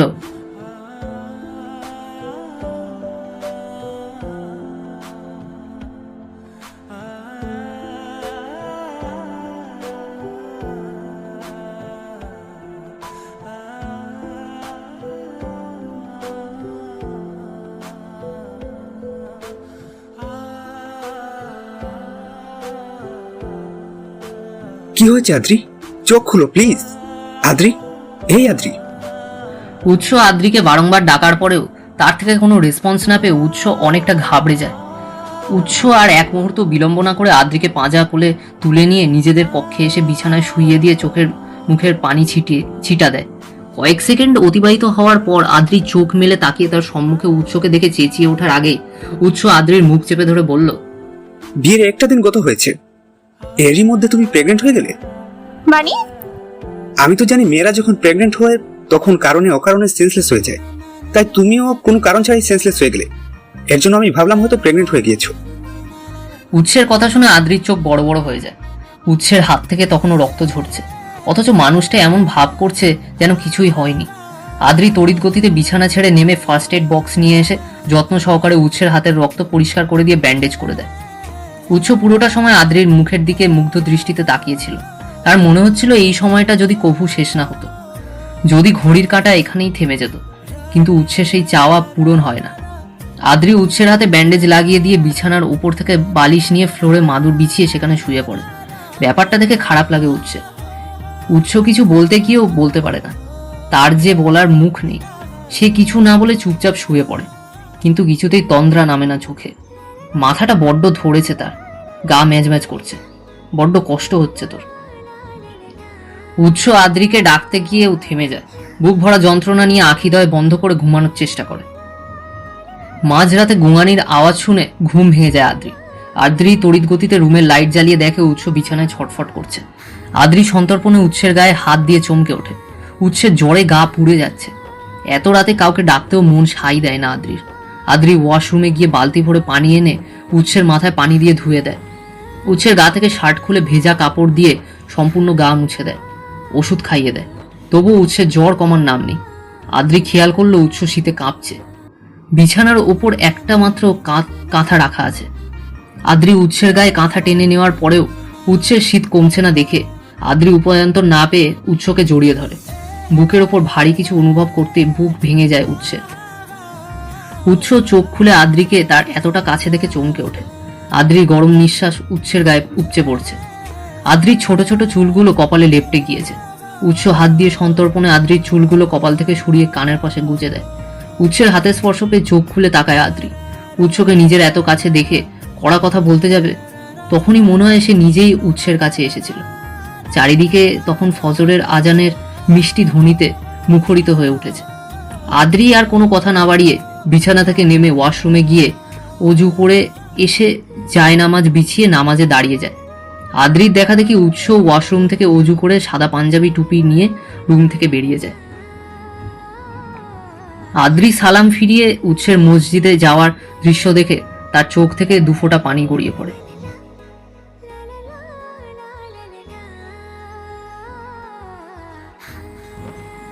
সার্থক আদির কথায় কান না দিয়ে এক হাতে আদির কোমর জড়িয়ে ধরে আদিকে কাছে টেনে নিয়ে বলল,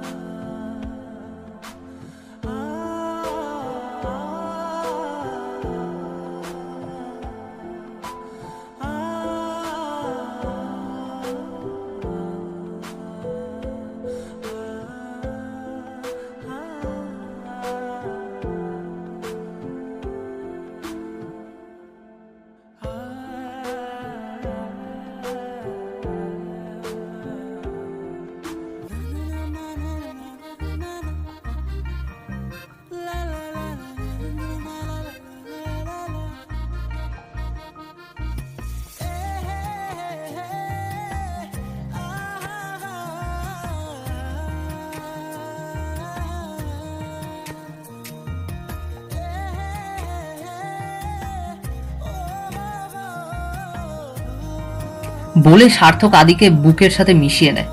আদি তৎক্ষণাৎ নিজেকে ছাড়িয়ে নিয়ে সার্থকের গালে ঠাস ঠাস করে থাপ্পড় মেরে দিয়ে বলল,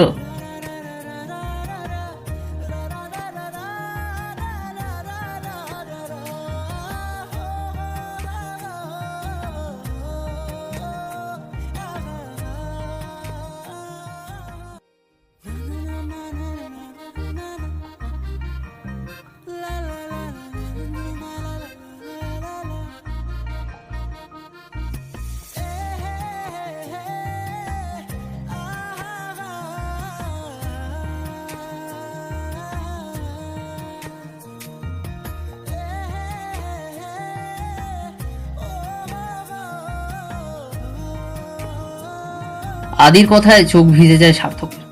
সার্থক বৃদ্ধাঙ্গুল দিয়ে চোখের পানি মুছে মুচকি হেসে বলল,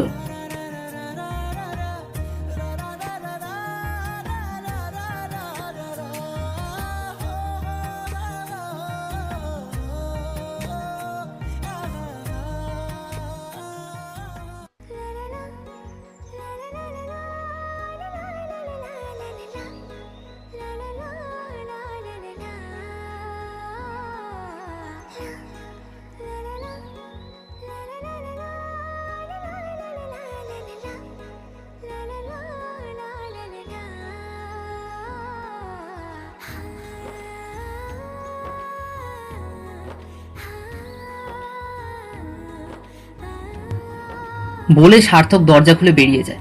সার্থকের যাওয়ার পানে তাকিয়ে আদি ফ্লোরে বসে কান্নায় ভেঙে পড়ল।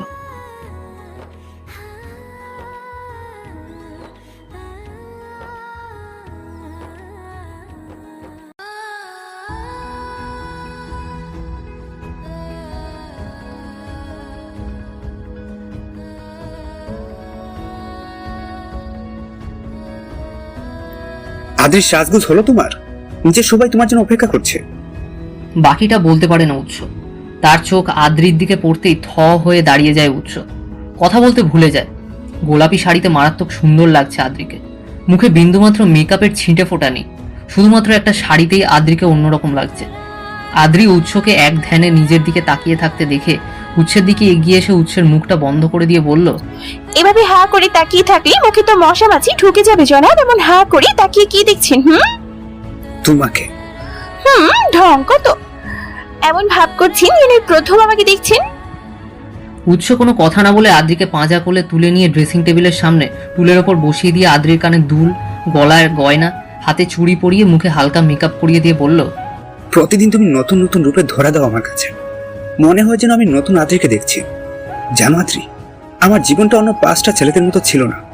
ছোটবেলায় মাকে হারিয়েছি, একা একা বড় হয়েছি, বিদেশে গিয়ে বিদেশি কালচারে অভ্যস্ত হয়েছি, অনেক অন্যায় পাপ করেছি, অনেক মেয়ের সংস্পর্শে এসেছি, কিন্তু কার প্রতি কখনো কোনো টান অনুভব করিনি। তোমাকে দেখার পর জানি না কি হয়ে গেল, আমার সবকিছু এলোমেলো হয়ে গেল। তুমি যেগুলো পছন্দ করো না সেসব বিষয় বিরক্ত হয়ে উঠতে লাগলো। নিজের অজান্তেই খারাপ কাজ থেকে নিজেকে গুটিয়ে নিতে শুরু করেছিলাম। তোমার আশেপাশে থাকতে ভালো লাগতে শুরু করলো। আস্তে আস্তে বুঝতে পারলাম আমি তোমাকে ভালোবাসতে শুরু করেছি। তুমি নতুন একটা জীবন দিয়েছ আমাকে, এজন্য আমি তোমার কাছে চিরকৃতজ্ঞ। এভাবে বলছেন কেন? আপনি আপনার ভুল বুঝতে পেরে নিজেকে শুধরে নিয়েছেন। এটাই অনেক বড় পাওয়া আমার কাছে। আমি আল্লাহর কাছে সবসময় প্রার্থনা করেছি তিনি যেন আপনাকে সুস্থ একটা জীবন ফিরিয়ে দেন। আল্লাহ তাআলা আমার দোয়া কবুল করেছেন। আগে আপনার মুখের দিকে তাকালে আমার ঘৃণা হতো, এখন আপনার মুখের দিকে তাকিয়ে আমি শান্তি পাই। আপনার বুকে মাথা রাখলে আমার সমস্ত কষ্ট দূর হয়ে যায়। বড় ভালোবাসি আপনাকে। আমাকে কখনো দূরে সরিয়ে দিবেন না তো উৎস। আপনাকে ছাড়া বাঁচতে পারবো না, আমি শেষ হয়ে যাব। আদ্রির কথায় উৎস আদ্রিকে পিছন থেকে জড়িয়ে ধরে আদ্রির গালে চুমু দিয়ে বলল, তুমি আমার জীবনের পূর্ণতা। তোমাকে ছাড়া অসম্পূর্ণ আমি। তোমাকে ছেড়ে দূরে যাওয়ার আগে যেন মরণ হয় আমার। মরণের কথা শুনে চমকে ওঠে আদ্রি। আদ্রি পিছনে ঘুরে উৎসকে শক্ত করে জড়িয়ে ধরে বলল, মরার কথা কখনো মুখে আনবেন না, তাহলে আমি অনেক অনেক অনেক দূরে চলে যাব, যেখানে গেলে কেউ কখনোই আমাকে খুঁজে পাবে না। আমাকে ছেড়ে কোথায় যাবে তুমি? আমি তোমাকে কোথাও যেতে দেবো না। সারাক্ষণ রাখবো চোখের নজরে।